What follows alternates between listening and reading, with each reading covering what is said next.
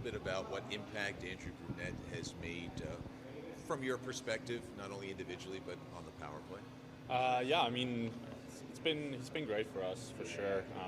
He's brought some new inputs, new ideas, and keeps working with us every day. And I think that's the big thing. It's not going to turn around from one day. It's just keep trying to get better, keep trying to bring new inputs, and that's what he does. And it's been great so far. What's his energy like? Good. He's always smiling. Always it's a choke in his bag as well. So it's definitely some good vibes around him. So you know that he's going against Florida for the first time. Is there some extra energy because of that? Yeah, I mean, for sure. I think it's definitely like I would say now a special game for him a little bit, and we'll definitely try to do whatever we can to get him that win tonight. And what's the mindset here on this team? I know it's get a win, but emotionally, mentally, where is this team at? We're still in a good spot. I think we just gotta get back to playing the way we played at the beginning, and we know what we got to do, and it's just all about doing it. And it's sometimes easier said than done, but it's just that's what it is. It's about those things we talk about in there, do out there. I'm not sure how much you follow this kind of stuff, but for years Barkov was kind of the guy, that two-way player. You know, now he's gotten some fanfare with Florida, having some success in the Selke. But you're kind of the new favorite that everybody talks about, of being, you know, in that next class of players that can challenge for Selke year after year. I mean, how much do you admire that? You know, or I guess you like that kind of comparison. How much do you see yourself as that kind of player? I mean, yeah, obviously that's exactly like the player I want to be, like that two-way center that can help the team both ways. And yeah, I mean, obviously it's pretty cool to be compared with some of those big names, but yeah, I mean, that's something that happens at the end of the season, and I don't look too far, so I'm just trying to be in now right now, and just trying to do whatever the team helps, and not trying to look at my personal success or whatever you would call it. Nico, how different is Thomas Tatar this season? I mean, he admittedly said that he struggled last year, but we're obviously seeing a new, revamped Thomas. Yeah, I mean, he's been great. Like I love playing with him. He's just smart, skilled guy that really works hard, and that's a big thing in this league. Like he's strong on pucks. He can win pucks on the forecheck, and that's if you're not if you don't have that grit, it's hard to have success. So, but he definitely has that, and I think we play a similar style, so it's matching up really well. So I'm obviously glad for him, and I think he's having fun as well right now. Just want to rewind the clock to Thursday's game. First, talk about some positives that came out of it, some negatives that you have to deal with. So, from a positive standpoint, what did the team take out of it, even though it was a loss? Yeah, I think we obviously had a ton of chances. You know, their goalie played great. We got ton of grade A, grade B chances, and we're creating a lot down low. And the third period we weren't giving up much, and I think we had good energy, and there's still some stuff we got to clean up, but we got to get more stuff going in the net. Lindy talked about converting on those chances because you had opportunities. How do you go about doing that? I mean, just kind of bearing down in those areas, and keep creating those chances. We're capitalizing on our 2-on-1, stuff like that. It's something we've been working on this week, and hopefully going forward we get more of those in.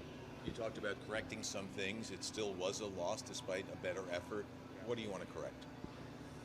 I think we still got to clean up some things in the D zone.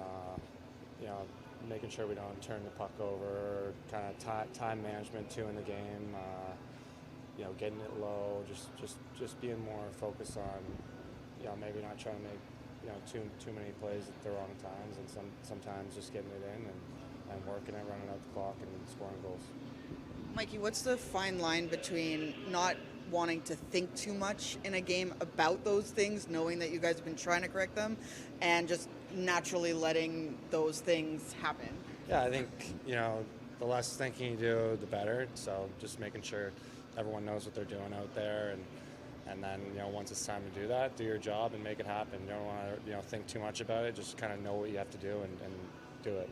Is there that added motivation? I mean, I know you guys are all motivated, but like when someone like Bruno is up against a former team, obviously coach and all that, and just what he's brought to you guys here. Yeah, you want to get the win for him for sure. I think anytime we're playing a team like this, they're a great team. They had a great year last year, and obviously Bruno was part of that, and it'd be big for us to get the win for him.